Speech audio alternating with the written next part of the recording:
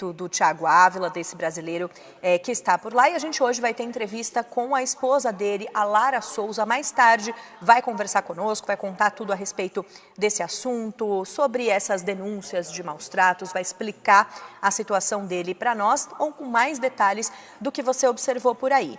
E eu também te conto, né, que o comando das Forças Armadas do Irã afirmou hoje que vai manter o controle total sobre a segurança no Estreito de Hormuz, fez um alerta a forças estrangeiras, especialmente aos Estados Unidos, sobre qualquer tentativa de aproximação sem coordenação prévia. Teve um comunicado, portanto, do quartel central e pela agência estatal Fars, o Irã tem reiterado que a segurança estratégica via marítima é responsabilidade das Forças Armadas do país. A gente vai, portanto, ter mais informações a respeito disso. E, aliás, eu já começo repercutindo os assuntos aqui do Noticiário Internacional com o Rafael Cortes, cientista político, sempre conosco, nem sempre pessoalmente, mas nesses primeiros dias nos prestigia aqui com a presença no estúdio, né, Rafa? Bom dia. O preciso sou eu. Bom dia, Marcelo, todo mundo que está na Rede TV aqui de manhã. Uma semana que vai abrir com a possibilidade de ser uma semana muito movimentada, justamente por esse ponto que a gente abriu. A questão no Oriente Médio pode ganhar capítulos mais tensos com essa nova tentativa, esse anúncio por parte do presidente americano Donald Trump de eventualmente começar a buscar a circulação de alguns navios pelo Estreito de Hormuz, que o Irã reclama a soberania. Há quem diga que esse tipo de movimentação do Trump é uma busca por uma justificativa, por uma ação militar mais contundente. Então a gente deve abrir a semana com uma expectativa de uma semana muito agitada e tensa no Oriente Médio. Ou seja, a gente estava pensando em, de repente, se encaminhar para um cessar-fogo definitivo, né? Todo mundo nessa expectativa. Quando a gente terminou a semana e falou bastante disso na sexta-feira, e agora no fim de semana as coisas mudaram um pouco de figura, né? A gente teve esses contornos diferenciados, né?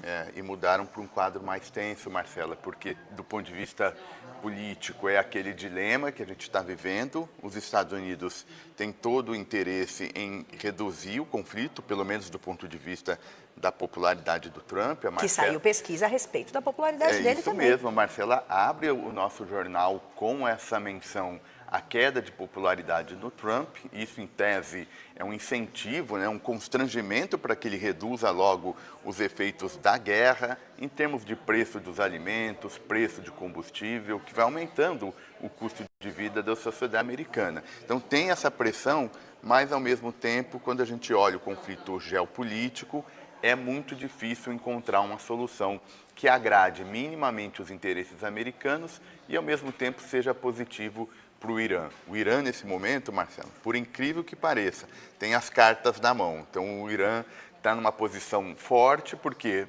ele resistiu às pressões americanas e agora ele consegue colocar condições melhores nessas negociações. O Irã não quer aquele mundo do passado, aquele mundo em que os Estados Unidos só pressionava por um acordo nuclear. Agora o Irã entendeu que ele consegue, entre aspas, machucar as economias do mundo e, portanto, tem uma vantagem nesse curto prazo.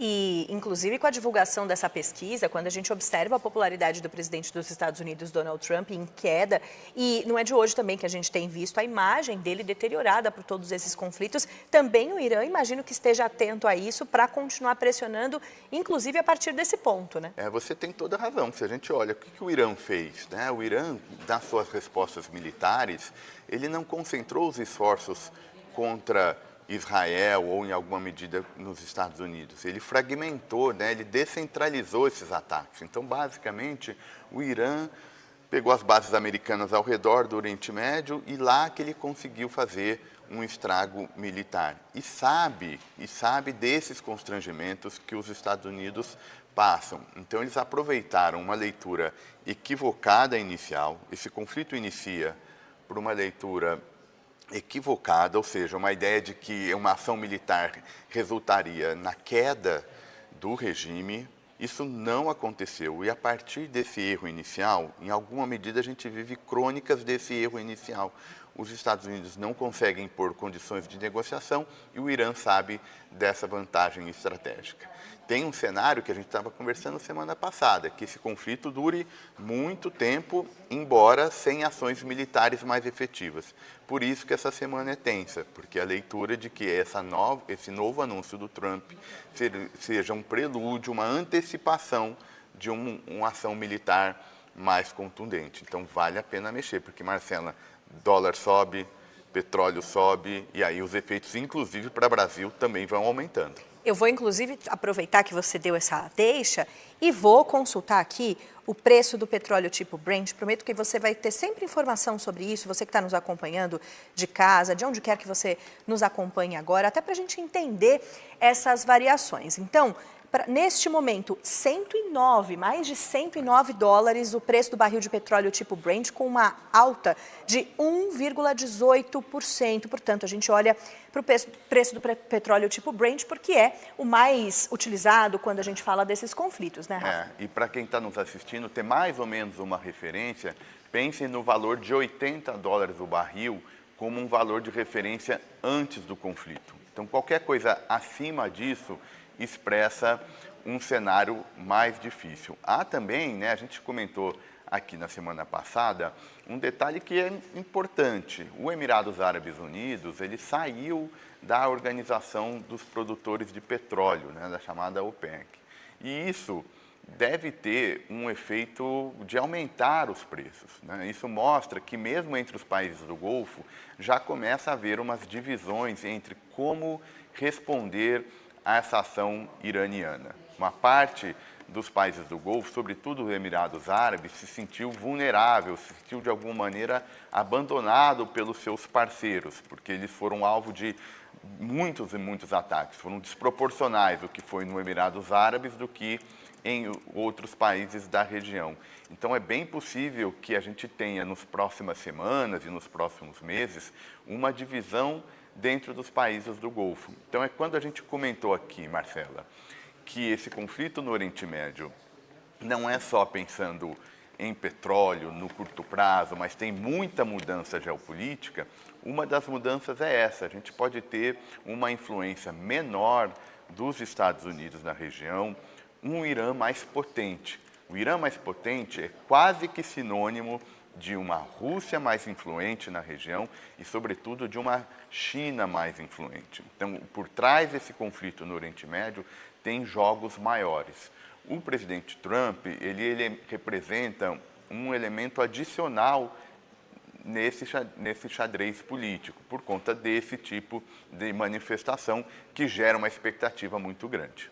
Vim aqui para contar que tem uma reportagem no portal G1, há pouco, publicada há pouco, dizendo que o Irã publicou hoje um novo mapa do Estreito de Hormuz com linhas vermelhas. Por que essas linhas vermelhas? Para delimitar a área que está sob domínio dos militares iranianos, um dia depois, então, de Trump ter anunciado essa operação para ajudar navios a atravessar a via marítima no Oriente Médio. Esse mapa mostra 2 linhas vermelhas na região do Estreito de Hormuz, que o regime iraniano disse delimitar a nova área sob gestão e controle das Forças Armadas do Irã. Uma dessas linhas fica a oeste da passagem, está entre a ilha iraniana de Qesm e a costa dos Emirados Árabes Unidos, a noroeste de Dubai.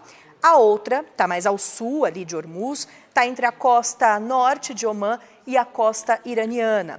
E por que isso é importante? Esse mapa foi divulgado, como eu comentei, um dia depois do Trump ter anunciado que o exército norte-americano vai guiar em segurança pelo Estreito de Hormuz navios comerciais presos no Golfo Pérsico. O Rafa estava destacando isso há pouco. E a operação, segundo Trump, ocorreria, então, a partir desta manhã, da manhã de hoje. O exército iraniano, no entanto, ameaçou atacar qualquer navio militar dos Estados Unidos em que se aproximar do Estreito de Hormuz, reiterou que vai manter controle total sobre a região. Ainda segundo o comunicado compartilhado pela mídia estatal iraniana hoje, a passagem de navios pela via marítima vai ter que ser coordenada com Teherã. E aí tem, inclusive, um comunicado do comandante Abdomain Mousavi, que ele diz que adverte qualquer força armada estrangeira, especialmente o agressivo, ele coloca assim, exército dos Estados Unidos, se pretender se aproximar ou entrar no Estreito de Hormuz, vai ser alvo e vai ser atacada.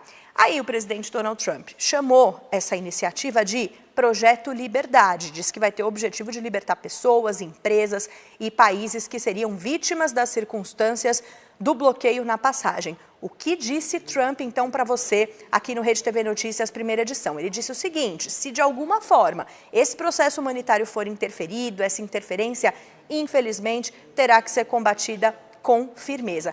A gente não sabe quando Trump diz combatida com firmeza, a gente pode esperar de tudo, né? Inclusive nada, né? Aliás, tem sido, Marcelo, uma das características, né? Quando o Trump aperta muito o discurso, ele não tem feito ações proporcionais a esse discurso mais pesado, né? Sempre bom lembrar a fala da destruição da civilização. Total, que ele iria dizimar uma civilização, né, que seria iraniana, e não o fez. E ainda não o fez. Mas só a expectativa de que algo possa ser feito já mexe muito com esse xadrez. Para quem tem uma referência histórica, né, se a gente voltar lá no século passado, na crise dos mísseis, foi um momento que, perto da região costeira de Cuba, Estados Unidos e União Soviética quase entraram em choque direto, justamente por esse componente de incerteza.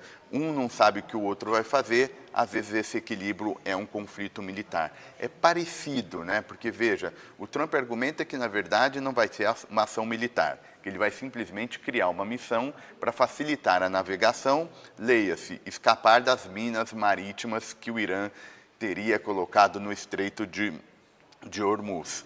Então, essa, em tese, é o espírito da missão, né? Então, não é ação militar, mas fica muito incerteza. O Irã agora já dá uma escalada também na retórica. Então, a gente fica a um erro, a um míssil atingido, alguns dados simples para um processo ainda mais difícil. A gente poderia, de novo, aquela retomada de bombardeios mais significativos. E aí, os efeitos econômicos são tanto maiores. Tem gente que argumenta que o Trump está fazendo isso justamente por conta de falta de apoio internacional. Ele bateu na porta da Europa, falou: Europa, me ajuda a liberar o Estreito de Hormuz. O que os europeus fizeram? Esse não é um conflito nosso, né? Você, inclusive, nem avisou. Se vira aí. Se vira nos 30 aí, né? O Trump não avisou aos aliados da OTAN, né, da Organização do Tratado de Segurança do Atlântico, que é basicamente Europa e Estados Unidos. A Europa não entrou. Tentou também alguma mobilização com a China não se movimentou. Então, inclusive, a China deu uma declaração oficial de que não reconhece esse bloqueio que os Estados Unidos alegam ter feito lá no Estreito de Hormuz. Ao contrário, para eles estão dizendo assim: ó, o Estreito sempre esteve aberto. Quem quis fechar foi vocês. Então, não conte com a gente para, digamos, consertar o estrago que vocês fizeram. Então, o Trump se sente cada vez mais isolado, não consegue dar essa vitória que ele tanto gosta, ele adora falar que ele ganhou, ele adora ser superlativo com os efeitos... Como se tivesse terminado, né, para já falar no passado. Não, vale lembrar, né, o Trump é aquela figura que bateu na porta da Noruega pedindo um prêmio Nobel, né? Então, assim, ele realmente precisa dessa sensação de vitória. Não consegue entregar, não tem entregado e, com isso, fica escalando, pelo menos, na retórica. Para a gente aqui, esse problema não se resolve. A gente tinha uma expectativa de barril a 80, está acima de 100 e isso vai gerando incertezas grandes. Alguns casos, por exemplo, a Europa, que depende muito da questão energética, a situação é percebida cada vez como mais dramática. Então, vale a pena acompanhar a gente aqui, que nós vamos falar muito também de Oriente Médio. A gente vai falar muito sobre o Oriente Médio e trazendo para cá, quais são as expectativas para essa semana, se a gente puder pensar numa agenda de assuntos aqui já previstos, Cotidiano Brasil. A gente tem o pacote Desenrola 2.0, né, com todos os detalhes previstos. E o que mais? Conta pra gente. Vamos lá, então vamos falar um pouquinho de Brasil. Acho que a gente tem dois tipos de agenda, né, de movimentações essa semana, que quem está aqui com a gente vai acompanhar. Primeiro é político, né? Político, o que é? O que o governo vai fazer dessa ressaca da derrota do Jorge Messias. Será que o governo vai conseguir virar a página desse episódio e como fazer isso? A gente comentou semana passada, tem algumas teses de como o governo vai fazer. Primeira delas, vamos indicar novamente um novo ministro ou uma nova candidata para o Supremo Tribunal Federal, sobretudo uma candidata que tem algum apelo popular. Essa é uma lógica que é uma lógica da ideia de pressionar os senadores, sobretudo o presidente do Senado, Davi Alcolumbre, numa ideia de que, olha, então, se você vai fazer de novo, barrar um nome indicado pelo governo, nós vamos escolher um nome que vai te dar um custo político muito alto, não só para o Davi, mas também para os demais senadores. Essa é a chamada tese do confronto, que é muito cara para alguns nomes do governo. Tem uma tese que é a tese de vamos deixar para lá, por hora a gente não tem força política para fazer essa indicação. O presidente do Senado ainda pode machucar bastante os interesses do governo, porque vai ter a reforma da jornada, porque vão ter novas indicações para postos importantes, sobretudo postos relativos ao Banco Central e agências reguladoras, e essa tese de que se o governo apertar, esticar essa corda, vai vir o troco político no futuro. Então essa é uma tese do deixa disso. A gente viu ao longo do último final de semana, repercutindo a derrota da semana passada, uma série de falas desconcertadas, para dizer o mínimo. Tem gente que está dizendo, olha, vai indicar, outros que essa indicação vai vir só no final do ano, e tem gente já falando que vai ser no curto prazo. Ou seja, quando tem muita gente falando cada um para o nada, o governo ainda não sabe o que vai fazer. Tenta aproveitar agora essa agenda econômica, e aí um segundo grupo de questões que a gente deve repercutir hoje e ao longo da semana. Um programa de crédito, que é o Desenrola, que é um programa que basicamente visa trocar dívidas mais caras por dívidas mais baratas, e aí a gente vai entender quais os condicionantes dessa troca, quem é elegível para participar desse programa. Se fala muito na possibilidade de que não pode ter gastos com BET, aquele que for lá trocar essa dívida, a pessoa que for pegar essa dívida mais barata junto aos bancos, que ela não pode ter nenhum gasto com apostas. Então, há quem diga que vai ter essa condicionalidade. Isso porque tem uma leitura de que são os gastos com dívida que ajudam a explicar o aumento desse endividamento, mesmo com a renda do brasileiro médio crescendo ao longo dos últimos anos. Então, tem a condicionalidade das apostas, tem a condicionalidade do valor da dívida que pode ser negociado, que também é um ponto importante que a gente vai conhecer ao longo da semana. Vai ser a totalidade da dívida da pessoa? Vai ser só uma parcela dessa dívida? É um outro ponto importante. Tem um terceiro elemento também, que é o uso do fundo de garantia, do FGTS, que é também uma possibilidade de que o governo autorize o uso desses recursos para pagamento de dívida. Aqui, por que é uma questão disso? Porque, em tese, o fundo de garantia é uma poupança do trabalhador pensando no futuro, pensando numa maneira dele conseguir poupar e para ter uma vida melhor quando dá aposentadoria. Por isso que o FGTS serve basicamente, além dessa poupança, quando é que a gente poderia sacar esse fundo? Quando ia fazer a compra de um imóvel, porque é percebido como um bem fundamental na vida das pessoas. Quando o governo vai liberando os saques do FGTS, ele, em tese, vai diminuindo, vai autorizando que a pessoa diminua essa poupança por conta desses gastos emergenciais. E tem gente que está olhando isso e fala, olha, a gente está esvaziando o fundo de garantia por conta desse tipo de programa pensado mais para o curto prazo. De todo modo, o Desenrola é visto como uma arma importante para o governo em ano eleitoral, porque ele é visto como a possibilidade de que o governo retome ganhos de popularidade pelo presidente, justamente porque a dívida alta está absorvendo todo o ganho de renda que que deu. Do ponto de vista econômico, há uma preocupação também do ponto de vista da estabilidade do sistema financeiro, né? Cada dia, cada rodada desses programas sempre gera uma preocupação. A gente conversava aqui também semana passada sobre a taxa de juros, inclusive teve decisão do Copom que a gente repercutiu e analisou com vocês. Esse juro alto é a raiz última do problema da dívida alta, né? E a gente precisa criar condições para que esse juro caia. Então, tem gente que está olhando esse tipo de medida como uma medida que mantém a demanda aquecida, dificultando cair os juros. Mas o que deve ter bastante de movimentação é na perna política, né? Uma expectativa de que esses programas ajudem o governo a virar a página que a gente tanto conversou aqui no começo do programa. Então, Marcela, essa é uma semana que o Brasil, sabe quando tem aquele grande efeito, tem uma derrota, vira busca por culpados, o que a gente faz? Então, vai ser uma semana ainda muito marcada por esse bate-cabeça dentro do governo. Vamos ver se pelo menos os programas econômicos dão um fôlego aí para o Planalto. É preciso que deem, são 6 horas, bom, são 6h30, agora acabei de olhar e virou o relógio. E a gente tem reportagem para você, porque o acordo comercial entre Mercosul e a União Europeia começou a entrar em vigor de forma gradual na sexta-feira. Rafael e eu te contamos, Letícia Sorg também repercutiu isso por aqui. A expectativa é que o Brasil amplie o alcance comercial e produtos importados fiquem mais baratos. Veja na reportagem.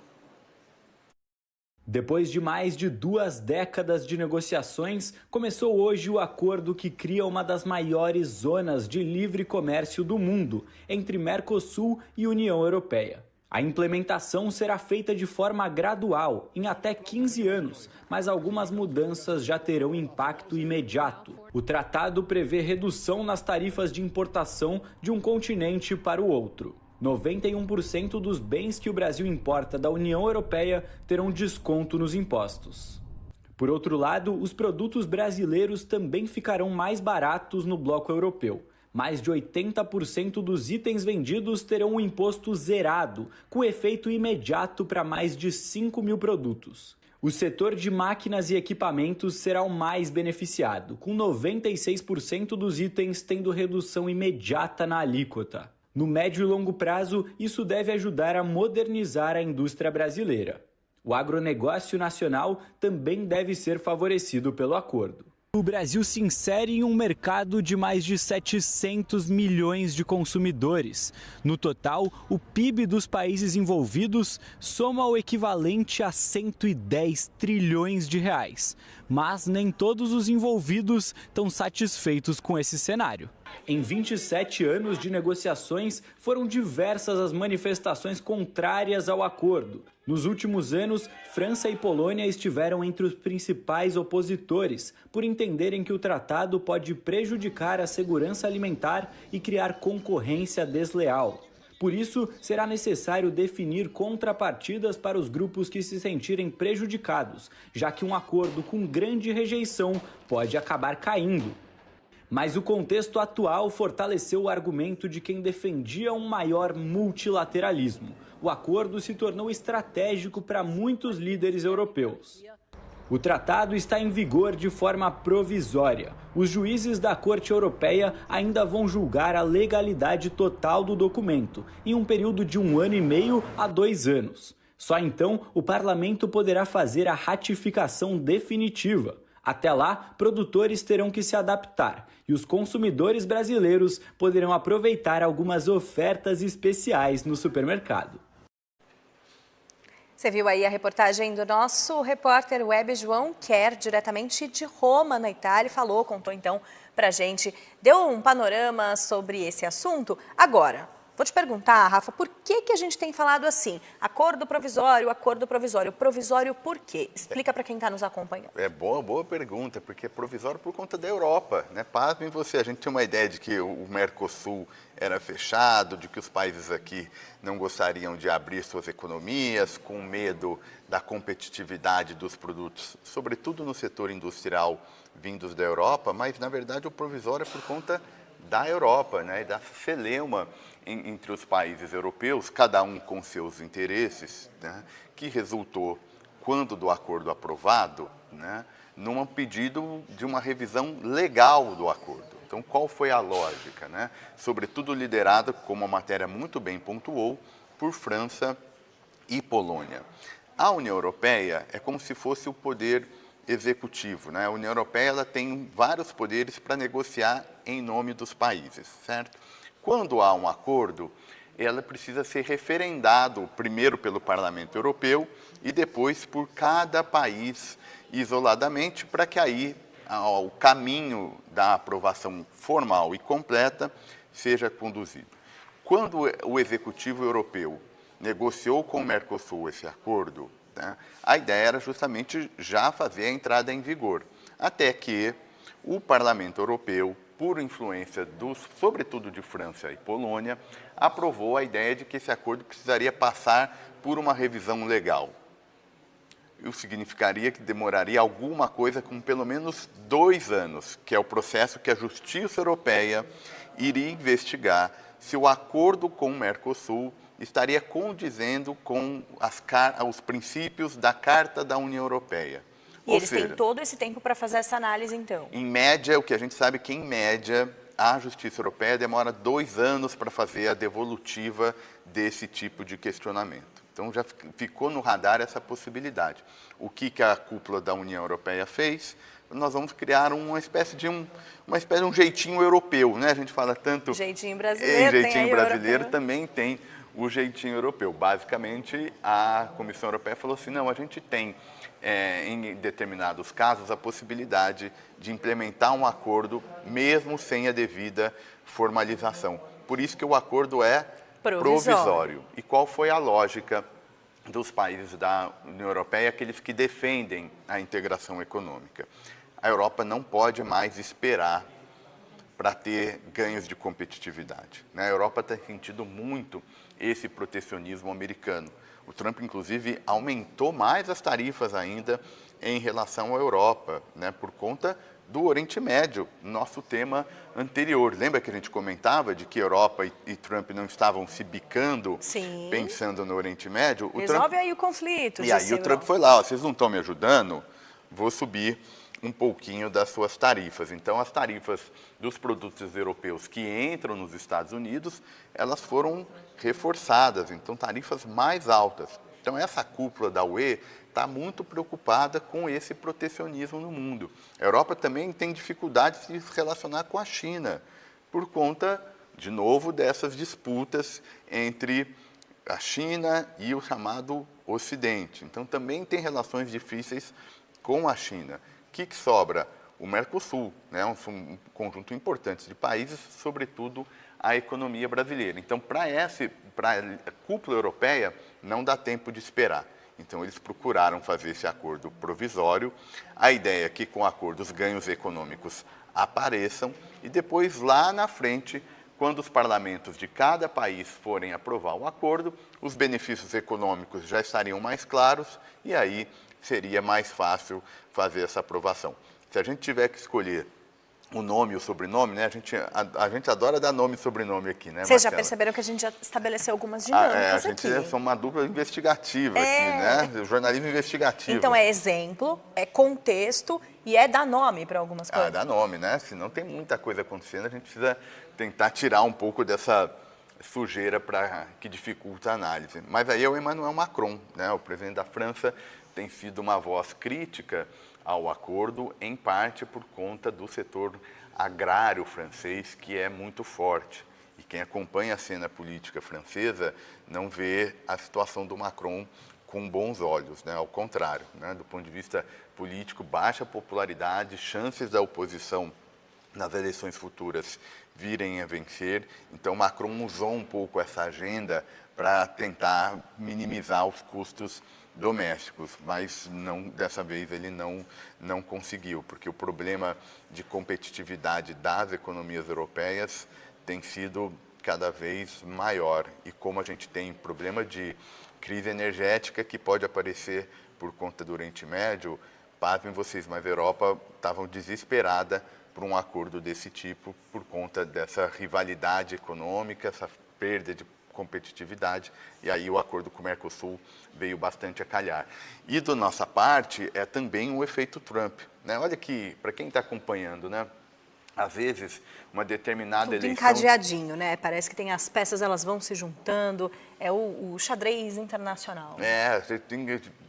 Alguém poderia pensar, bom, mas por que o governo Lula está apoiando um acordo de integração econômica se o PT, historicamente, foi crítico a esse tipo de acordo? Em parte por conta dessas mudanças no sistema internacional, né? O Brasil foi percebendo que, sob o domínio do Trump, a gente teria relações muito problemáticas, muito incertas, né? Ninguém sabe o tamanho de tarifa, ninguém sabe se vai ter alguma invasão, tentativa de mudança de regime, tentativa de influenciar eleição. Então, o Trump traz um tipo de governo americano que joga em risco e incerteza para todo mundo. Então, está todo mundo se virando, de alguma maneira, para responder aos desafios gerados por Trump. No caso do Brasil e do Mercosul, esse desafio é de integração econômica. A gente poderia sofrer protecionismo grande, e aí para onde que vão esses produtos? O acordo com a União Europeia é uma oportunidade, sobretudo no campo do setor agrícola, para que o Brasil mantenha a dinâmica de exportação e não tenham efeitos econômicos tão ruins. Mas se a gente pega, isso não é só Brasil, viu, Marcelo? Tem Brasil, Canadá está tendo que se virar. Imagine o Canadá, que basicamente fazia negócio com os Estados Unidos. Chega o Trump e vai dizer assim, não, agora a tarifa vai aumentar, vocês se viram. E mais do que isso, no caso do Canadá, o Trump ameaça entrar com invasões territoriais, né? Ele brincou que o Canadá seria mais um estado americano. O que o Canadá tem feito? Buscando outras parcerias. Há quem diga que há uma negociação em curso entre o Canadá e a União Europeia, como se o Canadá entraria no bloco europeu justamente por conta do problema com os Estados Unidos. E a gente pode citar aqui México, Índia, vários desses atores, vários desses países apoiados pelos Estados Unidos, mas que sob Trump mostram que precisam correr atrás, porque o Trump está mudando muita coisa de jogo. E o nosso repórter João Quer trouxe para a gente diretamente de Roma, nessa reportagem que você assistiu, há pouco, se chegou agora, é só voltar um pouquinho a transmissão do YouTube, por exemplo, que você consegue observar.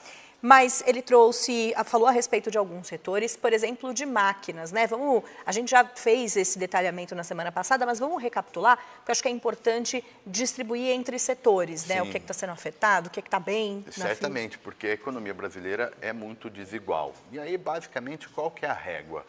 Quanto mais produtivo esse setor, maior a chance dele se beneficiar com a abertura. Por quê? Porque um setor produtivo consegue fazer preços mais baratos. Quando reduz tarifa lá fora, o ganho de mercado é muito maior. Quanto menor a produtividade de determinado segmento da economia, menor as chances de que esse efeito aconteça, porque aí é o contrário, né? Aí é um livre mercado, né? Uma troca de integração comercial em que a gente vai receber produtos em tese mais baratos. Se eu não sou produtivo, não consigo competir com esse produto que entra mais barato aqui nas fronteiras nacionais, e aí o setor tem desafios de competitividade. Então é mais ou menos uma escala que serve para a gente olhar para os diferentes setores. Fazendo uma divisão bastante simplificada aqui para vocês entenderem, os setores industriais são aqueles setores em que a gente tem uma maior dificuldade de competição, porque esses são setores expostos à grande concorrência, não só dos produtos europeus, mas de produtos de diversas partes do mundo, inclusive do leste asiático, né? As economias do leste asiático, seja por ganhos de produtividade, seja por mão de obra barata, elas tiveram um boom de exportação nos últimos 30 anos, que deixou o setor industrial na América Latina e o Brasil em particular em maus lençóis, né? Não é fácil concorrer com os países do leste asiático em busca de um mercado internacional. Então, por exemplo, o setor de indústria, né, a chamada indústria de transformação, a indústria de bens de capital, que tem muito valor agregado, né, tem dificuldade maior de concorrer com esses setores mais competitivos. Por outro lado, o setor agrícola brasileiro, que costuma ter uma produtividade muito elevada, esse sim tem maiores condições de concorrer com os produtos de fora. Tem gente que vai dizer, e acho que aqui tem um ponto importante, o Brasil fez nos últimos anos, Marcela, uma reforma importante no seu sistema de tributos, que foi a reforma do consumo, né? A criação do chamado IVA, que é uma simplificação tributária, né? Vamos pensar a reforma do consumo como uma grande organização de uma bagunça tributária que existia no Brasil, porque no Brasil uma parte desses impostos eram definidos pelos estados. Imagina harmonizar a agenda tributária de 27 unidades da federação, pensando no antigo ICMS. Era muito difícil. E aí acontecia a chamada guerra fiscal. Com né? Tributações muito irregulares, né? Com percentuais muito díspares. Né? Que variava por produto, que variava por estado, e aí produtos que circulavam entre os estados, enfim, era um caos tributário. Essa reforma, ela ajudou a simplificar. E quem ganha com essa reforma? Sobretudo a indústria. Porque a indústria tem uma cadeia longa, né? Imagina produzir um automóvel, ele tem uma série de componentes que se integram na produção do veículo e, portanto, compra peças de vários lugares, enfim, é uma cadeia mais complexa.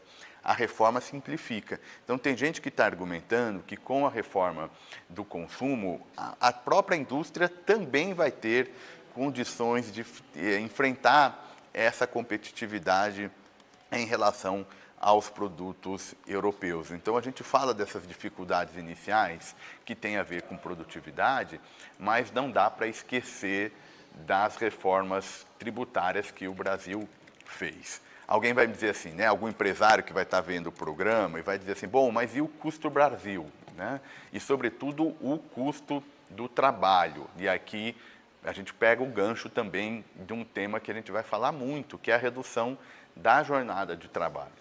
Então, uma boa parte do empresariado crítico à integração econômica está dizendo o seguinte, olha, eu tenho custo trabalhista muito grande, tenho custo tributário muito grande, tenho um custo logístico muito grande. Então, eu não tenho condição de competir de igual para igual, sendo que eu tenho esses elementos que ficam os chamados custo Brasil. Então, precisa fazer essas reformas. Agora, com a discussão da jornada de trabalho, a tendência é ter uma pressão grande do empresariado para algum tipo de desoneração da chamada folha de pagamentos, né, da folha de salários, que é uma ideia de, olha, a gente precisa baratear.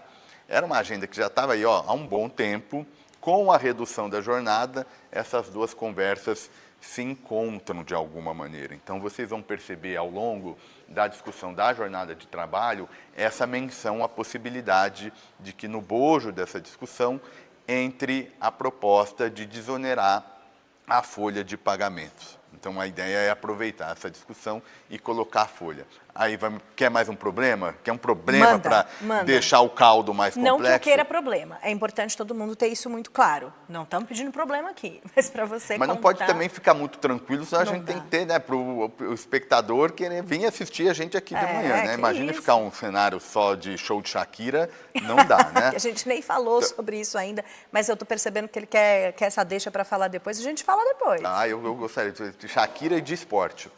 Mas antes da gente chegar aos temas relevantes, com problema. Tem uma parte aqui da nossa conversa que é o custo do governo. Então, se vai desonerar a folha de pagamentos, vai reduzir tributos, o governo precisa compensar. E o governo não tem dinheiro para isso. Então, a discussão da jornada ela vai ficar complexa justamente quando entrarem esses dois temas. A redução da desoneração da folha, que o empresariado quer, e a redução da jornada, que é um tema mais ligado aos trabalhadores. Nas próximas semanas, no Congresso Nacional, a gente vai ver a briga entre essas duas teses, entre os partidos e lideranças. Então, a gente comentou semana passada, abriu a comissão especial, essa comissão especial vai fazer o relatório, e aí a gente vai ver quem vai vencer ou não essa briga. Se é a tese da redução da jornada, ou se é a tese da redução da desoneração da folha.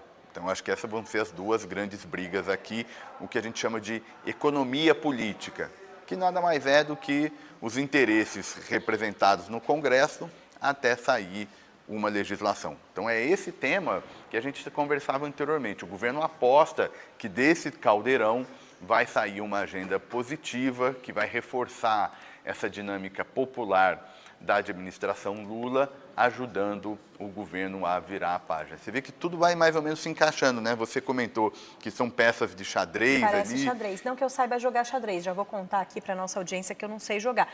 Não que eu não possa aprender também. Mas vamos dar um jeito, né? De certa forma, a gente está jogando xadrez todos os dias aqui, desde que o Rede TV Notícias primeira edição começou, porque é isso, né? É isso mesmo. Então, assim, a gente vai intercalando todos esses temas. E como é que o Congresso Nacional é o espaço para essas questões, pelo menos as domésticas, ficarem resolvidas? Está todo mundo, então, de olho no presidente da Câmara, Hugo Mota, se essas sessões da Comissão Especial elas vão acontecer. Tivemos uma notícia ao longo do final de semana de que a Comissão Especial vai se reunir diariamente, ou seja, para acelerar a tramitação e votar ainda em maio, ainda por ocasião do Dia do Trabalho. Então, a ideia é acelerar um pouco a votação dessa matéria.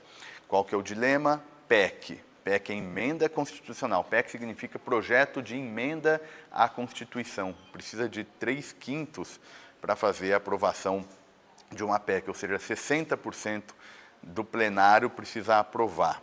Não é fácil encontrar apoio para isso. E depois, a PEC, se aprovada, vai para o Senado. E aí, no Senado, onde as questões estão mais delicadas. E aí se encontra com a nossa discussão sobre os efeitos da derrota do Jorge Messias, porque essa PEC deve chegar no Senado.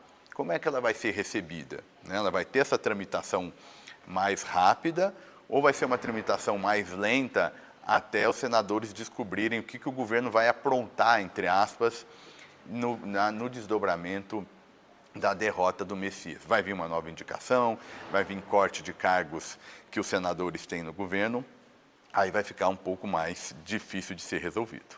Eu vou abrir espaço ainda para o Noticiário Nacional, são 6h51 agora, porque a gente também está de olho na situação em Pernambuco. Dezenas de casas foram atingidas por um forte temporal, afetou também a Paraíba. Então, Pernambuco e a Paraíba, e pelo menos 6 pessoas morreram.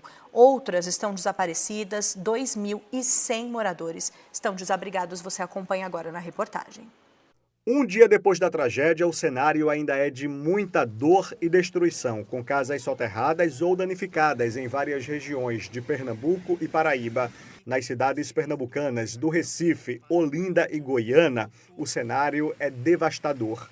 No bairro de Dois Unidos, na zona norte do Recife, mesmo debaixo de chuva forte, moradores voltaram ao local do deslizamento. Alguns reviram a lama com as mãos, em busca de objetos pessoais. Quando a barreira cedeu, 2 casas desta área foram atingidas. Em uma delas estavam 4 pessoas da mesma família. 3 morreram, uma mulher de 24 anos e os filhos dela, de 6 e 1 ano e 6 meses. O pai das crianças, de 30 anos, ficou ferido. E é muito triste, né? Porque, aqui em todo mundo aqui é quase uma família, né? Os vizinhos aqui é um apegado com o outro e aconteceu um negócio desse. No bairro de Passarinho, em Olinda, outra barreira deslizou, matando mais 2 pessoas. Uma mulher de 20 anos e o filho dela, um bebê de 6 meses. A situação também é crítica em outras áreas do estado. Chove forte aqui na região metropolitana, no litoral e na zona da mata. De acordo com a Defesa Civil de Pernambuco, mais de 2.000 pessoas estão desabrigadas ou desalojadas. Edivandro, que morava no topo desta barreira, perdeu a casa com o deslizamento. Vou sair logo com a minha família antes de eu ficar com uma outra pessoa lá dentro que faleceu, né? Com a barreira que caiu, né? Equipes de mergulho do Corpo de Bombeiros foram acionadas para tentar localizar um idoso que desapareceu nas águas do rio Beberibe, que passa pelo Recife, Olinda e Camaragibe. Esta rua da capital pernambucana ficou completamente alagada. Vídeos gravados por moradores mostram que a água chegou perto do pescoço de quem tentava passar pelo local. Nesta imagem, o resgate de um idoso. No pescoço, até a acerola caiu, meu pé de acerola derrubou. Agora, o que ficou foi a lama e o rastro de destruição. Nesta casa, a água invadiu todos os cômodos. Tem 2 casas, né? Meu filho mora aqui embaixo, 2 casas. Ela perdeu sofá, jogou fora cama, o quarto, né? O quarto do bebê, um bocado de coisa. Queria levantar o nível, porém a água foi muito alta. Aí não tem como levantar mais para o teto. Aí perdeu, a gente acabou de botar lá fora, o carro acabou de levar, a cômoda dele, o guarda-roupa, aí teve que pendurar, ó, para segurar que quer desabar. O berço dele tá todo empenado ali. A gente levanta o máximo que pode, mas você vê que a água praticamente 1 metro. Na Paraíba, o estado registrou as chuvas mais fortes dos últimos 30 anos. 2 homens morreram eletrocutados em uma corrida de rua na cidade de Guarabira por causa da tempestade. Rios transbordaram, ruas ficaram alagadas e famílias ilhadas. O abastecimento de água foi interrompido em João Pessoa, Cabedelo e Conde. O IMET renovou o alerta de tempestades para quase todas as cidades do estado. Equipes de resgate seguem fazendo vistorias em áreas de risco, enquanto a chuva continua. O governo federal anunciou o envio da Defesa Civil Nacional para Pernambuco e Paraíba. A gente vai continuar acompanhando este assunto. São 6h55 agora. Quero, inclusive, trazer mais detalhes para você, porque teve um novo balanço, foi divulgado ontem à noite pelo governo do estado, pelo governo pernambucano, que afirma que os danos provocados pelas fortes chuvas que atingiram as regiões de Pernambuco, que atingem as regiões de Pernambuco desde sexta-feira, deixou um saldo de 9.540 pessoas entre desalojadas e desabrigadas. A governadora Raquel Lira deu uma entrevista para a Globo News em que ela disse que fez o resgate de mais de 900 pessoas e que teve, portanto, esse saldo de 6 vidas perdidas. Segundo ela, equipes seguem em ações de reconstrução e assistência humanitária com envio de máquinas, distribuição de donativos e apoio a municípios como Goiânia, enquanto o governo faz um levantamento dos danos. Aí ela disse, que está fazendo um inventário de danos, que esteve com a Defesa Nacional, que já conversou com o ministro das Cidades, com o ministro da Integração Nacional, com a ministra da Casa Civil e que amanhã vai ter uma reunião com todos eles para apresentar as necessidades do Estado a partir do levantamento que foi feito pela Defesa Civil junto aos municípios. De acordo com a Secretaria Executiva de Proteção e Defesa Civil de Pernambuco, a CEPDEC, mais de quase 4.500 itens de ajuda humanitária, você observa aí as imagens da situação no estado, já foram entregues. Essa ajuda humanitária está chegando, disse a governadora, diz que eles estão distribuindo colchões, você observa aí inclusive isso, kits de limpeza, materiais de higiene, comida, lençóis, tudo para permitir que as pessoas, mesmo que estejam abrigadas, mesmo que estejam ali em abrigos públicos, em associações, possam ter o mínimo necessário para que eles possam garantir a passagem dos dias em que estão fora de casa. A governadora esteve em Goiânia, na zona da Mata Norte, isso foi ontem, e detalhou essas ações emergenciais. Ela foi também questionada, durante essa entrevista que eu mencionei, sobre a falta de abastecimento nas regiões atingidas. E aí ela afirmou que o governo tem destinado caminhões-pipa, destacou também os recursos repassados para os municípios com a concessão parcial da Compesa, que assinou um contrato de concessão dos serviços parciais durante esses últimos 30 dias de 2 lotes, que os municípios todos receberam parte da outorga desse valor. E aí ela diz que eles dividiram o valor com os municípios, compreendendo que eles também precisam fazer obras estruturadoras, inclusive com recursos como esses que foram disponibilizados. A cidade recebeu no estado, aliás, a cidade que menos recebeu no estado, recebeu 6 milhões de reais. E a que mais recebeu foi a capital, algo em torno de 140 milhões, uma grande diferença, portanto, e que podem também já ser utilizados para garantir a reconstrução desses espaços. As cotas dos rios já estão baixando, ela tinha dito também isso nessa entrevista, mas ainda restam algumas áreas alagadas em Goiânia, Jaboatão dos Guararapes e na própria capital, no Recife. E aí, segundo o levantamento da Coordenadoria de Ajuda Humanitária, o Estado contabilizava pelo menos até ontem à noite 1.632 pessoas desabrigadas, 7.908 desalojadas e, ao todo, 30 abrigos foram abertos para acolher essa população afetada. Outras cidades afetadas, além de Goiânia, como eu destaquei. Temos também Limoeiro, com 4 desabrigados, 5 desalojados, Timbaúba, Igaraçu, Olinda, Paulista, Camaragibe, a própria capital, Glória, e aqui está organizado, uma reportagem do G1 que está organizada conforme os que mais têm, né, desabrigados, então que eu estou citando está nessa ordem. Glória do Goitá, Jaboatão dos Guararapes, destaquei há pouco, Vicência, Nazaré da Mata, Aliança, Itambé, Moreno, Paudalho, Pombos e São Lourenço da Mata. Um assunto que a gente vai continuar acompanhando, porque a gente tem essas diferenças climáticas, né? Você vê, né, Rafa? A gente olha aqui para São Paulo.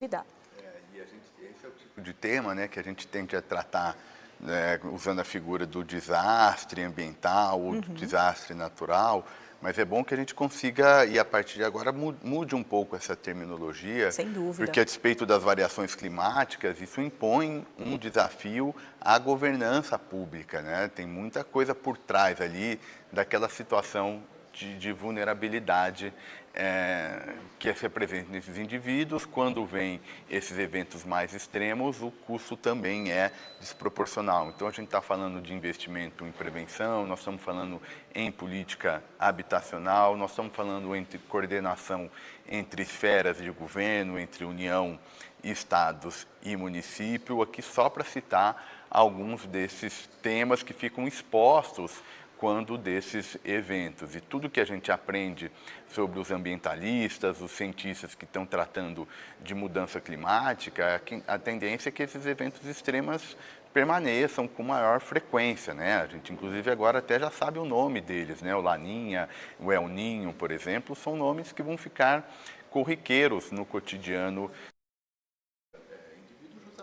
como reflexo dessas mudanças importantes na maneira como os sistemas econômicos se organizaram e, de alguma maneira, o meio ambiente traz os seus recados, né? Tem muito a ver também com o uso de recursos de prevenção, de inteligência, né, para antecipar esses eventos e conseguir fazer retirada ex ante dessas pessoas, não esperar esse cenário mais extremo a acontecer. Então, é quase que constante, né? Cada ano, a cada temporada de período mais chuvoso, a gente vê manifestações desse tipo, sobretudo em grandes cidades, em que esses problemas de política habitacional, sobretudo, ficam muito mais agravados. A gente já teve no Rio Grande do Sul, Santa Catarina, Rio de Janeiro, Minas Gerais. Agora, em Pernambuco, só estou, na verdade, citando alguns casos para ilustrar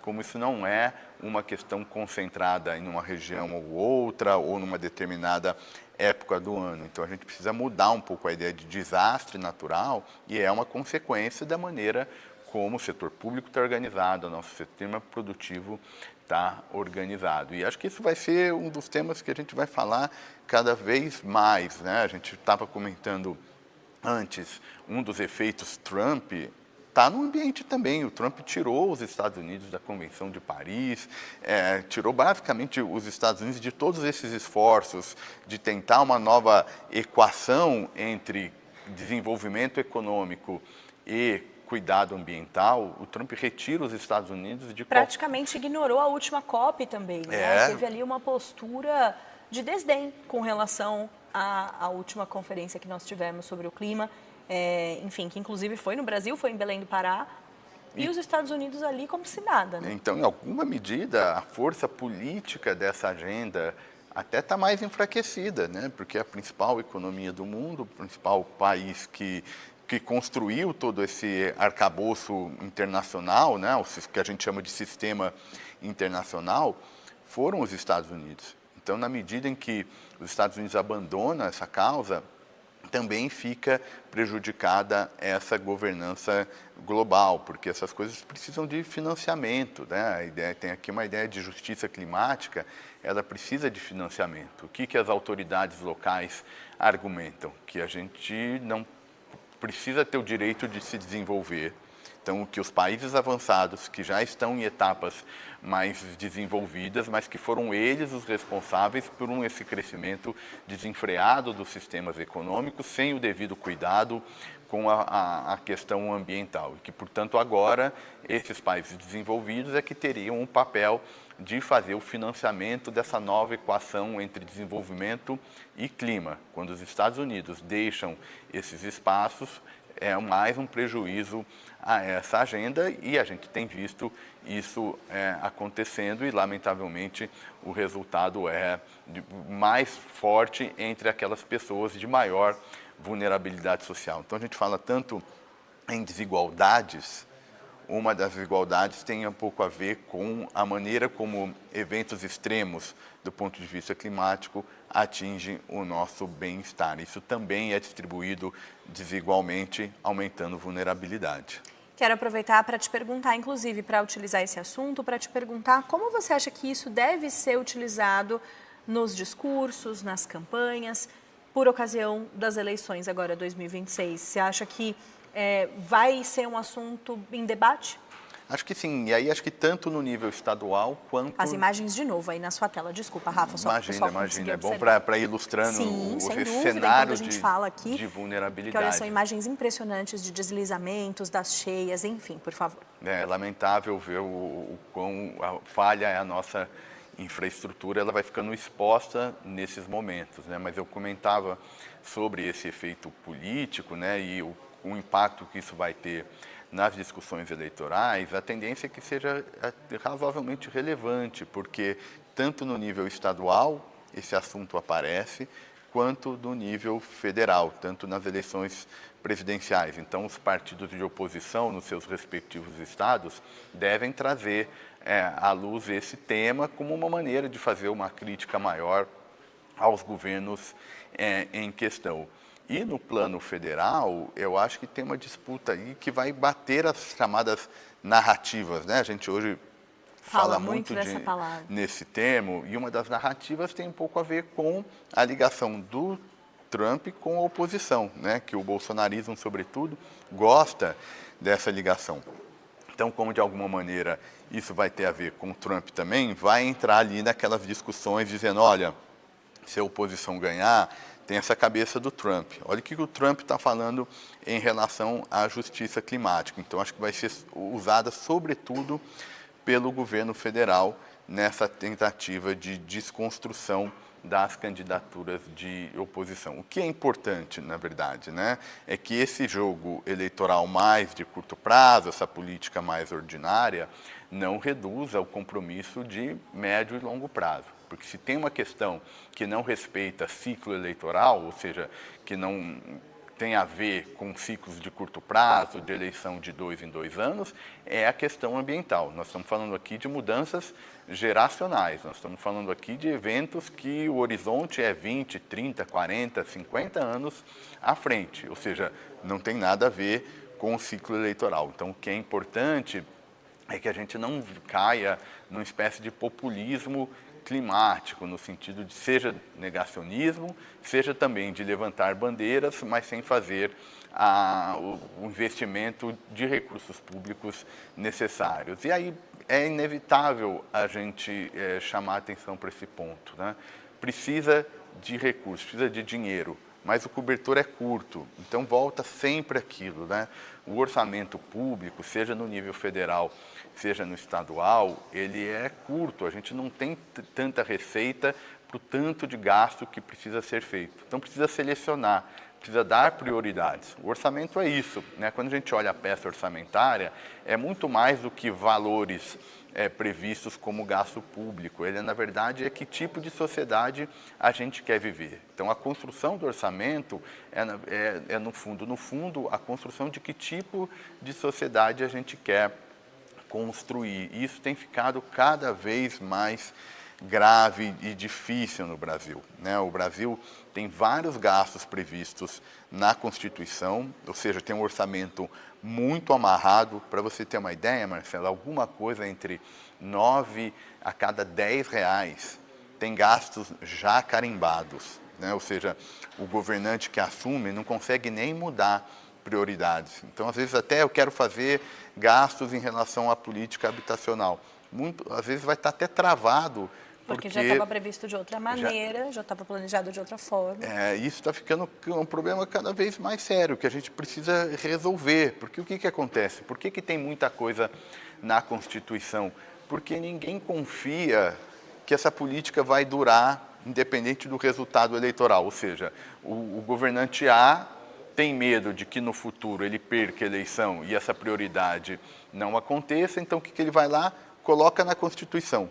E todo mundo faz isso. Aí a Constituição fica enorme, aí o gasto fica engessado, difícil mudar. Então essa lógica é também um efeito dessa polarização. Quando tem gente pensando tão diferente em relação aos temas, fica todo mundo mais inseguro. Mais inseguro, a tendência é colocar lá no texto constitucional.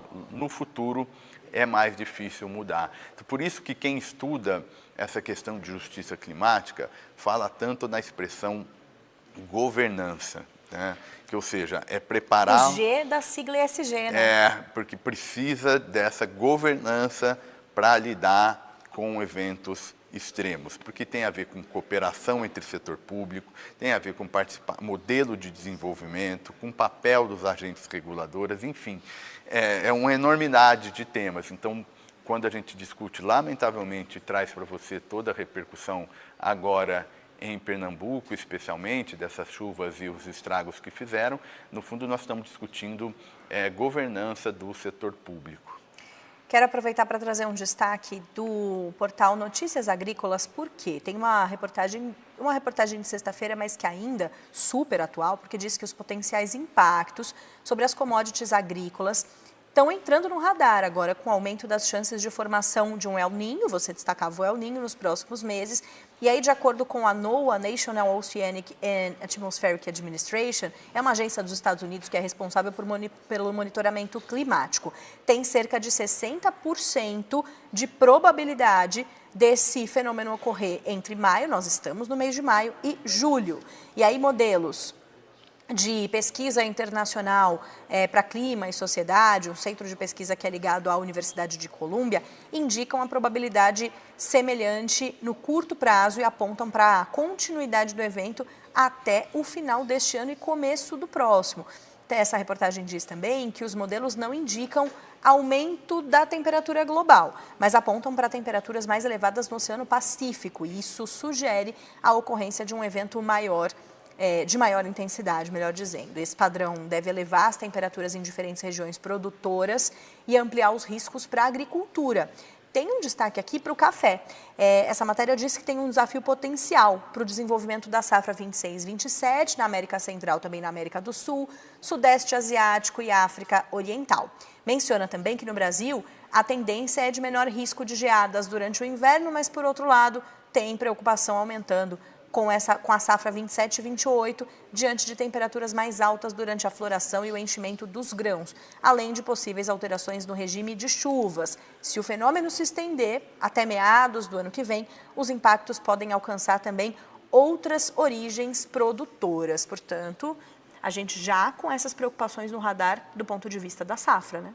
E aí tem duas coisas que acho que é importante na sua fala. A primeira, você faz referência a projeções feitas para a safra 27 e 28, ou seja, os modelos de previsão climática, se não acertam na mosca, mas eles mostram tendências importantes. Então, não é por falta de informação que o setor público não consegue antecipar políticas para minimizar os efeitos, seja na cadeia produtiva, né, seja, por exemplo, na perna de vulnerabilidade social, né? Então, a gente já tem alguma ideia de como esses fenômenos impactam as diferentes regiões, seja olhando para o mundo, seja olhando para dentro do Brasil. Ou seja, tem uma disposição de informação que não pode ser desprezada. Por isso que essa ideia de desastre, ela precisa ser relativizada, porque, em alguma maneira, é o clima respondendo à maneira como a economia funciona, o tratamento das questões ambientais, dos recursos naturais.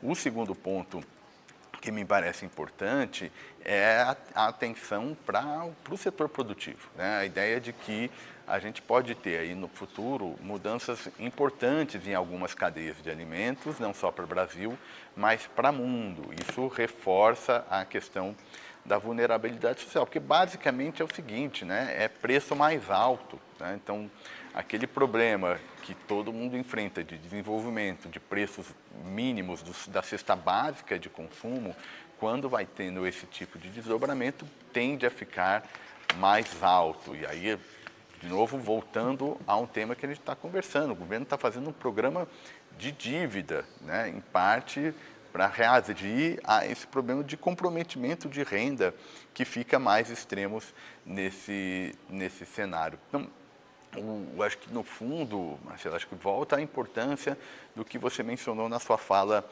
anterior, né? O momento da eleição é o momento em que esses temas ganham algum destaque, e aí a gente vai ver a real prioridade que a elite política vai dar a essas discussões. Não dá mais para ter uma desculpa de que não se tenha informação. Então, cada vez mais a gente tem que olhar para esses fenômenos e olhar quase como um resultado de escolha do setor público. Quando eu escolho não fazer investimento em prevenção nos efeitos de chuva, eu estou fazendo uma escolha, não é simplesmente que terá consequências e que sempre tiveram, né? É, porque o desastre dessa ideia de que o setor público nada consegue fazer, né, diante desses eventos extremos.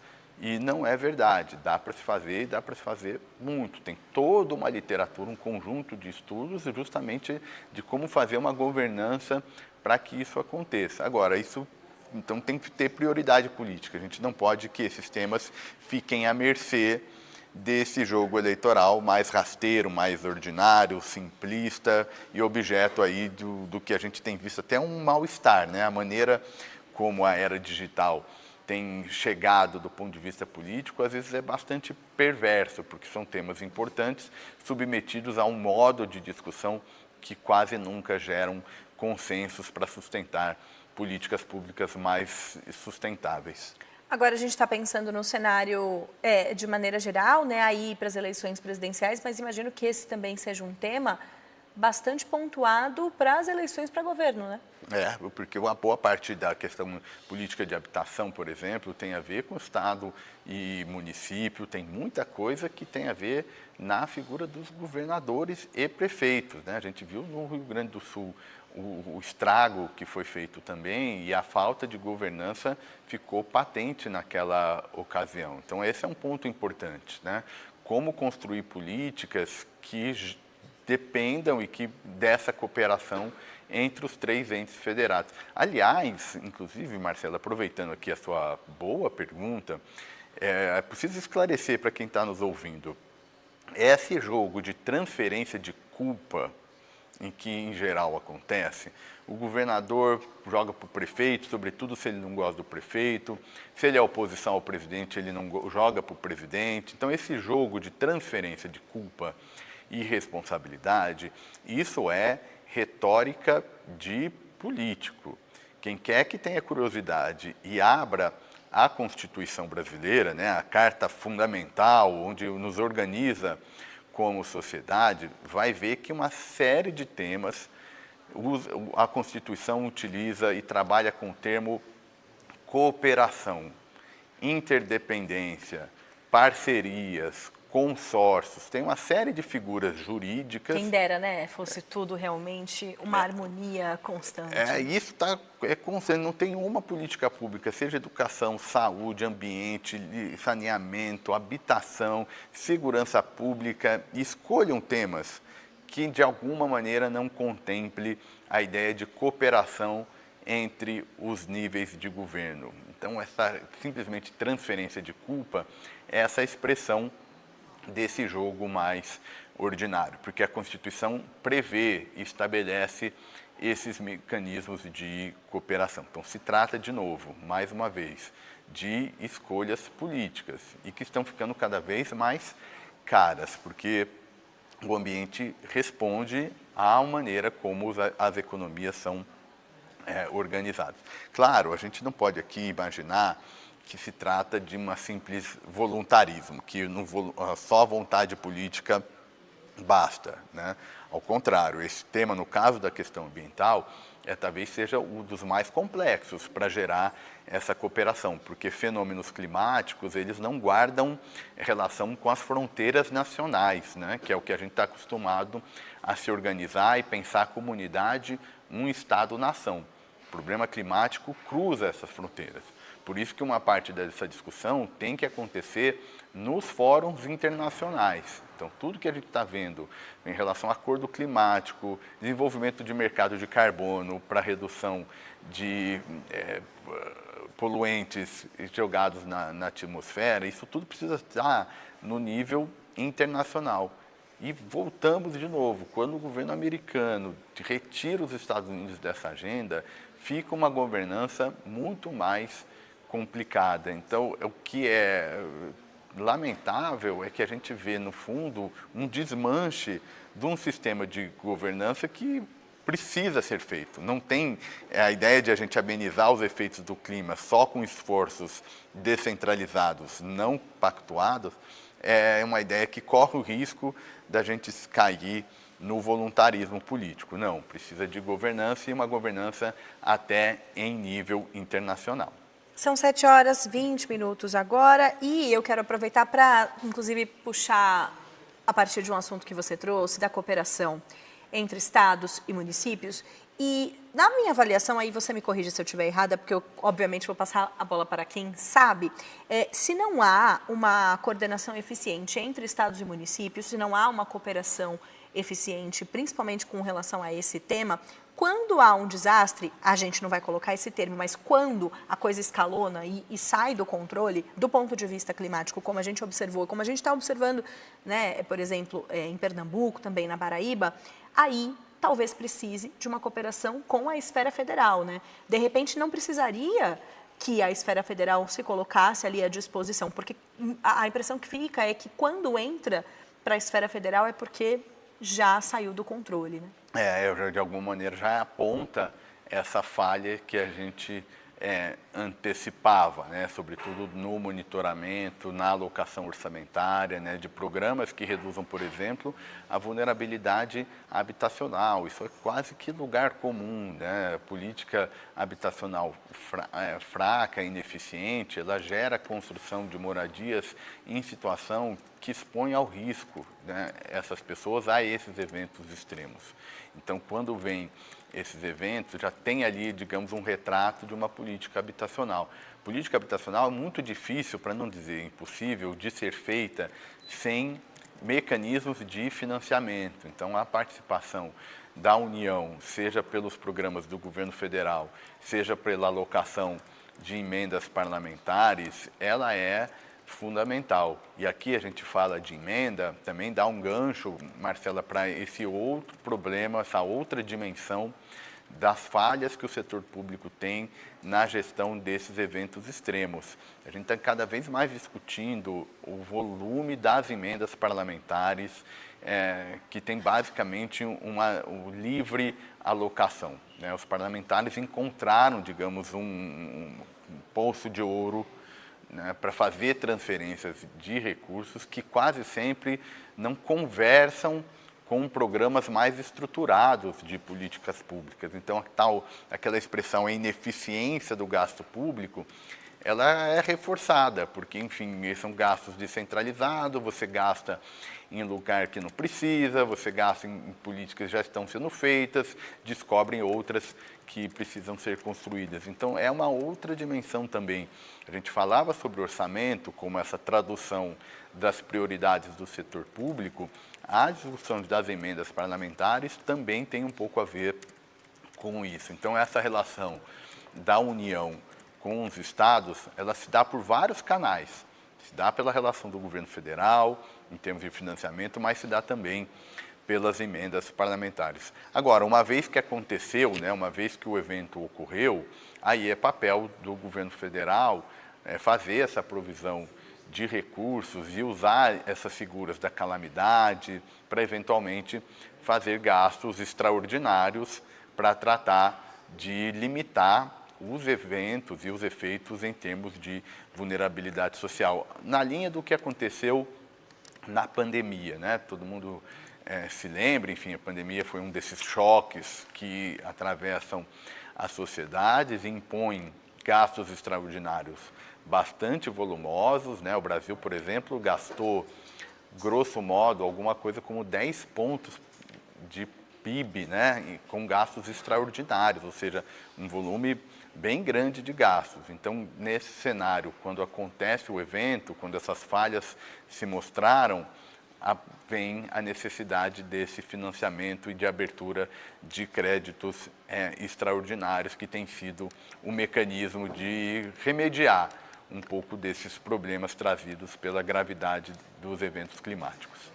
Quero aproveitar, você sabe que enquanto eu tô por aqui, até para explicar para quem nos acompanha, eu tô neste lugarzinho aqui, porque enquanto o Rafa está falando, eu também estou pesquisando alguns temas, inclusive para ver se houve atualizações, para que você se mantenha o tempo todo muito bem informado aqui no Rede TV Notícias, primeira edição. E a gente já teve, tem uma reportagem, inclusive, da BBC, que é importante também destacar, que diz o seguinte, que a interrupção do fornecimento de fertilizantes e os principais ingredientes deles, em razão da guerra nos conflitos no Oriente Médio, pode custar até 10 bilhões de refeições por semana em todo o mundo e atingir mais duramente os países mais pobres, de acordo com o chefe de um dos maiores produtores de fertilizantes do mundo, o Svein Thor Holsether, executivo-chefe da Yara, essa empresa, né, de fertilizantes, disse à BBC que as hostilidades no Golfo, que bloquearam o transporte marítimo pelo Estreito de Hormuz,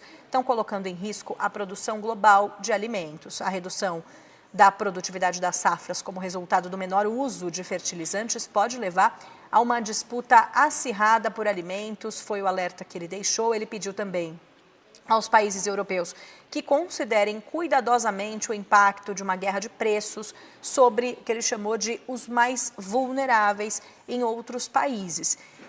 Essa reportagem diz o seguinte, né, que embora seja muito improvável que o Reino Unido enfrente escassez de alimentos, espera-se que o aumento dos custos enfrentados pelos produtores de alimentos comece a aparecer nas contas de supermercado nos próximos meses. O Holsether disse que até 500 mil de toneladas de fertilizante nitrogenado não estão sendo produzidas no mundo no momento, em razão dessa situação toda no Oriente Médio. E aí ele mesmo questiona e ele mesmo responde. O que isso significa para a produção de alimentos? Ele diz, eu estimaria esse número enorme aí de refeições, até 10 bilhões de refeições que deixarão de ser produzidas a cada semana com essa questão toda dos fertilizantes. Então, isso porque impacta a produção, né? E aí, com o impacto da produção, acaba havendo esse impacto também nos alimentos.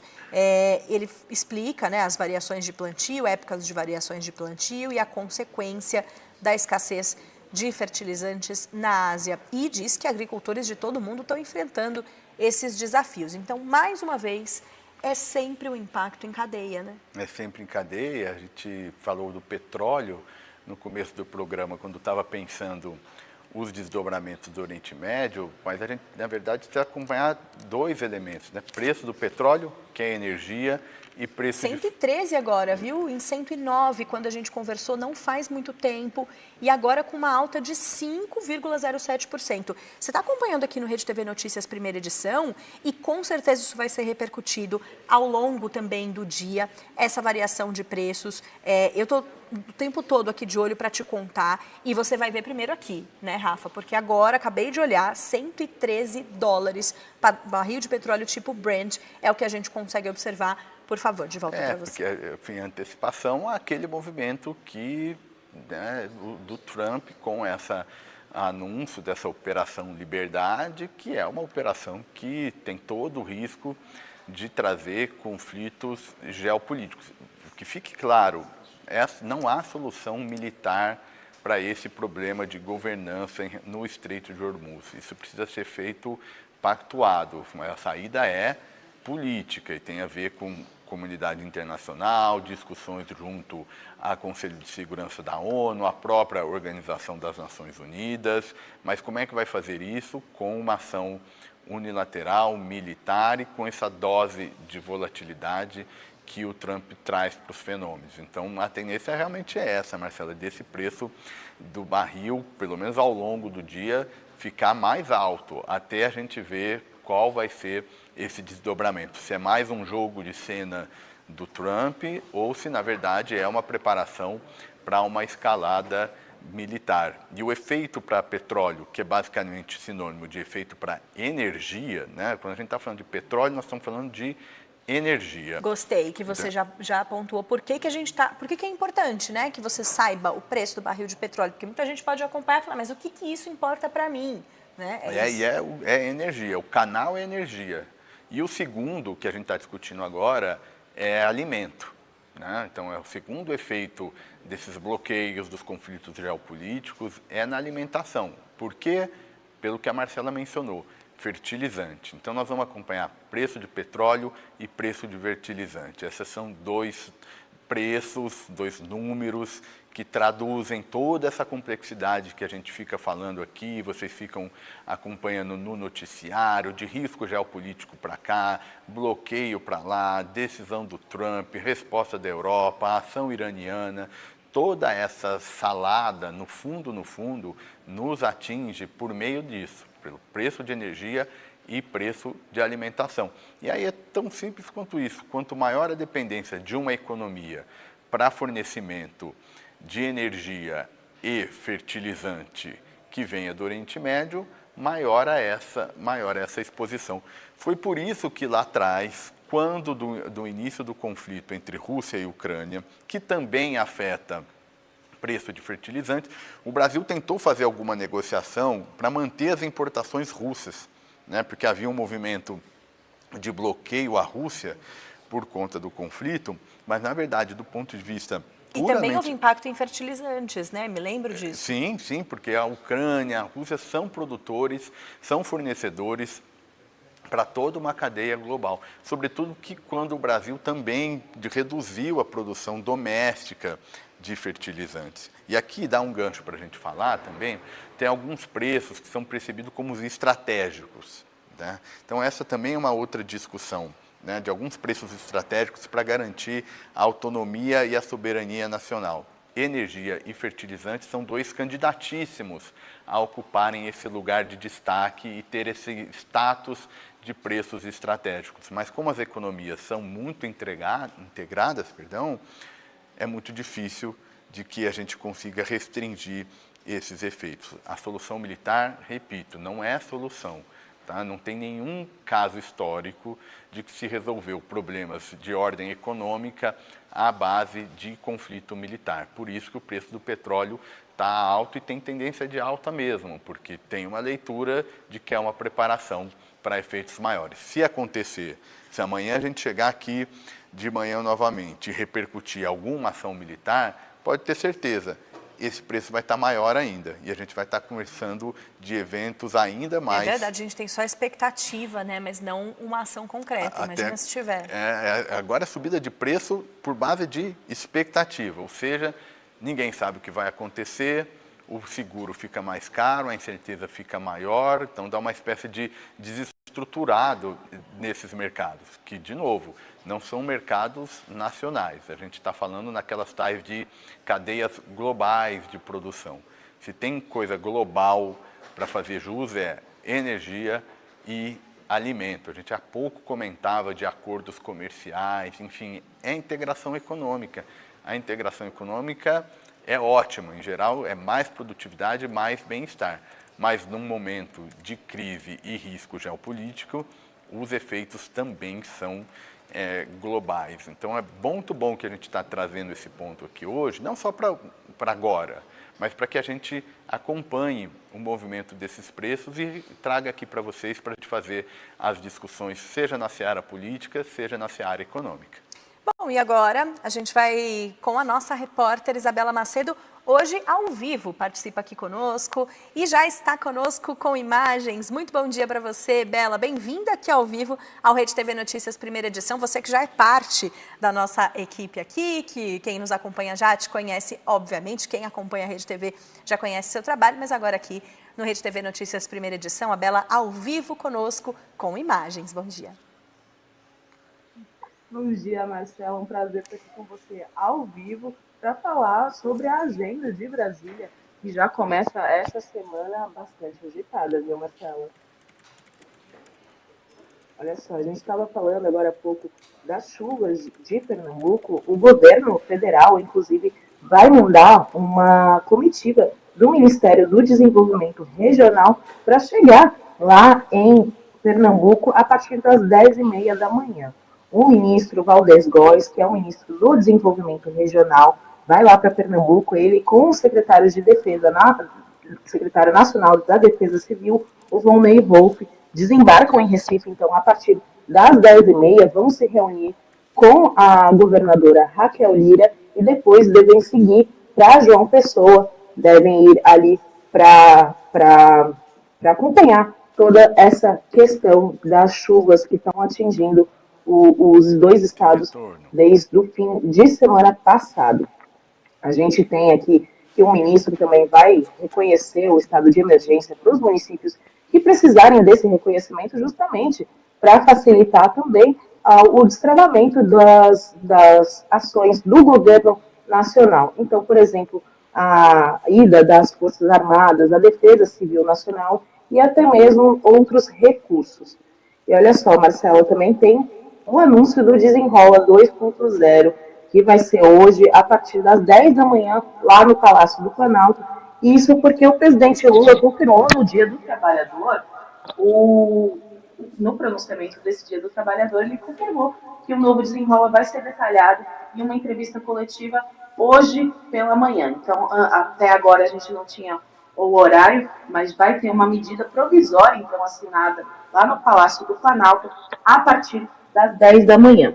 O que foi confirmado agora, que é um ponto muito importante, inclusive, é a trava de 1 ano para que os participantes dessa nova fase do Desenrola, então, não possam fazer apostas em sites de apostas esportivas, como a gente chama as bets. Então, vai ter essa trava de 1 ano e também o que estava sendo estudado, que é a liberação do FGTS para que os trabalhadores aí possam fazer uso desse fundo de garantia para pagar as dívidas. Vão ter algumas regras, então, por exemplo, só vai poder usar até 20% desse valor do FGTS, e a expectativa é que o uso desse FGTS chegue até 4,5 bilhões dos recursos. Então, é bastante dinheiro circulando na economia do país. A gente vai descobrir todos os pontos que vão formar esse Desenrola novo. A gente lembra que já falamos aqui, inclusive, que já teve uma primeira fase do Desenrola que acabou em maio do ano passado, mas dado aí o aumento do endividamento das famílias, isso tem, então, preocupado muito o governo, especialmente em ano eleitoral, e por isso vai ter essa nova fase aí do Desenrola para tentar diminuir esse endividamento das famílias. Agora, uma coisa muito importante daqui de Brasília, Marcela, é a campanha também da PEC da escala 6x1, não só a campanha que o governo vai começar a exibir, mas também o prazo que começa a contar. Vamos falar por partes, então. O governo lançou ontem à noite a campanha pela aprovação da PEC da escala 6x1, então vai ser veiculada em canais digitais, em televisão, rádio, jornal. Então é uma campanha agora do governo federal que também para aumentar a conscientização da população sobre o tema que eles querem aí aprovar ainda nesse primeiro semestre, porque a gente sabe que a partir do segundo semestre a Câmara e o Senado já desaceleram bastante por causa das eleições. Então essa campanha vai ser exibida em todos esses meios e a ideia é defender que os empregadores, para reduzir essa escala, é defender o convívio do trabalhador com a sua própria família. Então, de acordo com o governo, cerca de 50 milhões de trabalhadores seletistas, aqueles que estão com a carteira assinada no Brasil, desses 50 milhões, 37,2 fazem essa jornada de 44 horas semanais, que é, então, a escala 6x1. Desses 37,2 milhões, quase 15 deles fazem essa escala 6x1 e 1,4 milhão de domésticas também fazem essa escala 6x1. Esses dados foram divulgados pelo Ministério do Trabalho e Emprego, também pelo SEBRAE. Os dados são de 2026 e de 2024. Então, a gente vê que tem bastante gente aí nesse tipo de escala. Além disso, o governo também vai chamar a atenção para que outros países que já aplicaram esse tipo de redução de jornada de trabalho têm saído bem. Então, por exemplo, a Colômbia está fazendo essa transição de 48 horas semanais para 42 horas até o fim desse ano. E o Chile aprovou uma redução gradual da jornada de 45 para 40 horas semanais até 2029. Então, é uma tendência também internacional, não só aqui nos países da América do Sul, mas também na Europa, por exemplo, a jornada de 40 horas já é comum. Na França, são 35, por exemplo, Marcela. Tem mais coisa do prazo da PEC 6x1, a gente tem bastante notícia e coisas para ficar de olho aqui de Brasília, viu? Sem dúvida, muita coisa para ficar de olho. Sei que você vai ficar de olho por aqui. Eu gosto que a Bela traz exemplos também, como a gente estava combinando aqui, né? Você sabe que Rafa e eu, a gente já combinou para trazer sempre exemplo, contexto, determinados termos a gente para um pouquinho e explica, porque a gente não sabe se todo mundo que está nos acompanhando compreende, pode ser que sejam assuntos novos para quem nos acompanha, nos assiste. Sei que a Bela também tem essa preocupação de sempre trazer algumas explicações. Então, hoje, a gente tem esse noticiário com os detalhes previstos para o Desenrola 2.0 e a gente tem também fervilhando as discussões sobre a escala 6x1, né? Quer comentar algo a respeito do que ela trouxe, Rafa, por favor? Acho que é importante, talvez uma das medidas mais relevantes do ponto de vista do mercado de trabalho, né? A gente teve uma reforma na direção de flexibilização da legislação trabalhista alguns anos atrás, e a jornada é uma outra reforma nessa reconfiguração das relações de trabalho no Brasil, né? A gente falava tanto e fala ainda e tem discutido esse novo mundo do trabalho. Em alguma medida o Brasil está discutindo legislação para se adequar a esse mundo do trabalho. Teve a flexibilização e agora essa flexibilização seria na direção da jornada. A Bela mencionou no começo da fala dela a tendência dos países reduzirem essa jornada. E por que tem essa tendência? Do ponto de vista econômico, a justificativa para essa redução tem a ver com o aumento da produtividade. Então, a lógica é um pouco essa: à medida que as economias fiquem mais produtivas, ou seja, produzem o mesmo número de bens com menos horas trabalhadas, com menos horas empregadas, a tendência é que os países vão optando por lazer, por um trabalho não remunerado, no fundo, né? Então, você troca esse ganho de eficiência por aumento de lazer. Então, é por isso que há uma tendência, e no mundo avançado, esses patamares são ainda menores do que das economias chamadas economias emergentes. Então, a discussão econômica em torno da jornada é um pouco essa: será que o Brasil está preparado, em termos de produtividade, para caminhar rumo à redução da jornada, ou, se a gente fizer esse movimento, vai ter efeitos do ponto de vista de inflação, aumento de custos e aumento de preço. Então, em termos econômicos, a discussão me parece que vai ser essa. A Bela comentou da comissão especial, da PEC. Muito provavelmente os críticos a essa matéria vão nessa direção. Por outro lado, os apoiadores defendem que houve ganhos de produtividade relevantes nos últimos anos e que, na verdade, é o contrário, é que a redução da jornada ela teria um efeito de aumentar a produtividade. Por conta disso? Porque dando um dia para que a pessoa possa cuidar de outras questões, de outros afazeres que, de alguma maneira, afetam a sua relação do trabalho e que, na verdade, vai aumentar a produtividade, a redução da jornada. Então, isso a gente, nos termos econômicos da discussão. Em termos políticos, são aqueles pontos que a gente mencionava anteriormente. A gente tem a PEC sendo discutida e o governo fez um projeto de lei, numa espécie de um seguro, caso a PEC trave e a tramitação não vá a lugar algum, pensando em termos de votação no plenário, porque PEC é emenda constitucional, então tem um quórum mais elevado. O governo faz essa escolha política de fazer um projeto alternativo como garantia à aprovação da matéria.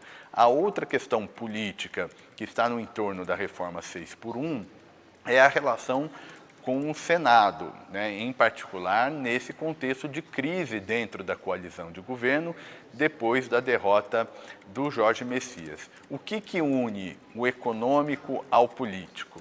É a dimensão social, é a dimensão da repercussão na opinião pública.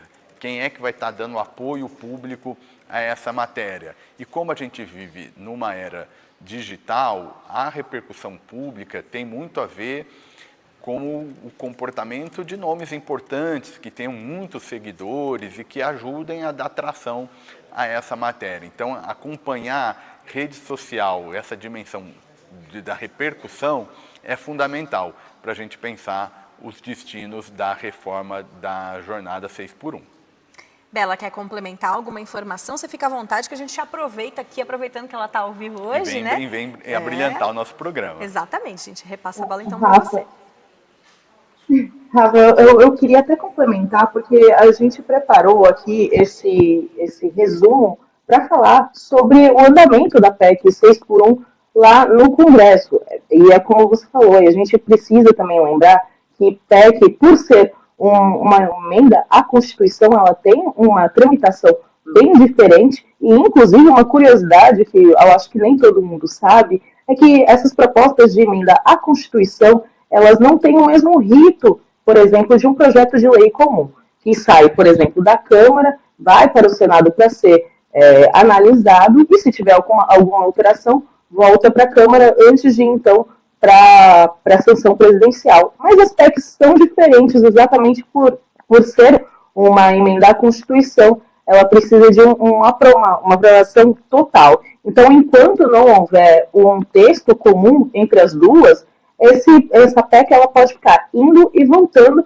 ao contrário, então, dos outros projetos. Eu vou pegar esse gancho e falar que o presidente da Câmara, Hugo Mota, determinou, então, que vai ter sessão do plenário todos os dias aqui em Brasília, o que não é tão comum. A gente sabe que, geralmente, essas sessões da Câmara acontecem entre terça, quarta e, às vezes, ali pelas quintas de manhã, mas sem se estender muito. Então, essa semana, de segunda a sexta, vai ter sessão no plenário da Casa. Isso porque o que acontece? As comissões especiais, elas precisam, de acordo com o regimento interno, ter um prazo ali de 10 sessões para fazer as emendas. Então, os deputados, eles precisam aí de um tempo também para ler o texto e apresentar algum tipo de sugestão para incluir nesse texto. Então, agora, os deputados não podem fazer esse tipo de sugestões de alteração a qualquer tempo, precisa ser nesse espaço de 10 sessões do plenário da Câmara. Como geralmente as sessões são concentradas às terças e quintas, então, por isso, o presidente Hugo Mota pediu aí, ele determinou que fossem as sessões de segunda a sexta, o que já conta, então, 5 sessões. Então, esse prazo deve ser diminuído para 2 semanas.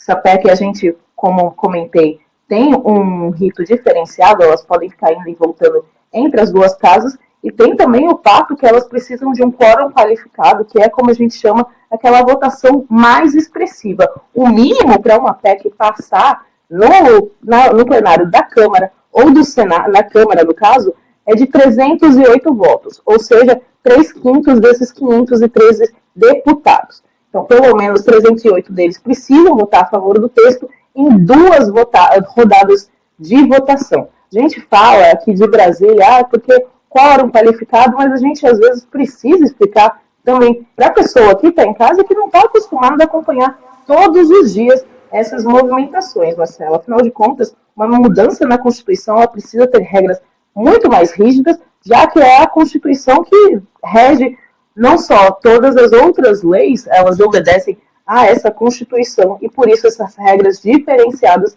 para tramitar lá no Congresso Nacional.